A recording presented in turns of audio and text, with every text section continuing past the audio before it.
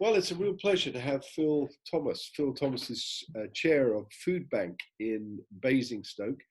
And I know Foodbank, of course, is run in various guises across the UK, USA, Australia, and Canada. But I know Foodbank have got particular challenges right now in this pandemic, Phil. Can you share a little bit about what you faced and maybe some things we could pray about? Yeah, sure, Dave. Obviously, one of the key things is the likely rise in demand for food bank services. Um, but the difficulty we have is trying to operate the food bank as close to normal as we can, given the very unusual circumstances that we're operating in at the moment. Certainly, within my own food bank and many of those in the UK, one of the key elements is to try to get to the bottom of why people have come to need the food bank in the first place, and to do what we can to help to deal with some of those root issues. So, for example, in my own food bank here in Basingstoke, out of our own funds, we're paying for an advisor from an organisation called Citizens Advice that helps with things like benefit claims and that kind of thing. And they actually sit in our cafe with our volunteers, and we can refer a client to them straight away if we think they would be able to help. Well, unfortunately, in the current circumstances, all of that will have to be parked because of the possibility of infection being brought into the food bank, and obviously our need to protect our volunteers, many of whom are quite elderly. So trying to maintain business as usual as best we can within the strictures that we're currently working with. And if things get a little bit worse, what alternative plans are there? Are there any?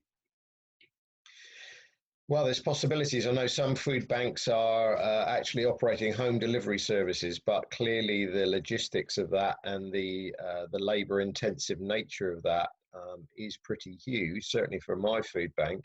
And what we're trying to encourage, and this is where I guess some of your viewers might be able to help, is if we get to that position, that clients should maybe try, if they're presenting with some of the symptoms of coronavirus and can't get to the food bank, to ask neighbours, friends, family members to actually visit the food bank on their behalf and pick the food up for them, so they still get what they need, even if they're not allowed to leave their homes. That's a really good notion. So, folks, if any of you know individuals who use the food bank, might be great to ask them that before any symptoms present. And of course, I guess Food Bank will talk to church and church members around the country and around the different nations when those times come, asking for help. So that's a really good positive thing we could do.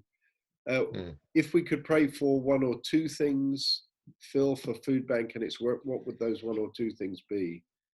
I think that in the current rather self-obsessed environment of panic buying and hoarding of food, that people don't forget there is still a lot of people out there who need food and can't afford it.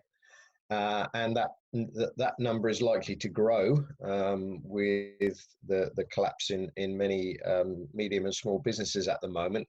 Hopefully that's temporary, but certainly in the immediate foreseeable future, we can only see the demand for food bank going up. So what I'm really saying is the need for donations of food and cash isn't going to go away. In fact, it's probably going to go up. So a prayer that provision would continue, and I think particularly a protection over the buildings and the volunteers that food banks operate in, so that they're able to continue to offer as business as close to usual as they can, despite the threats around them.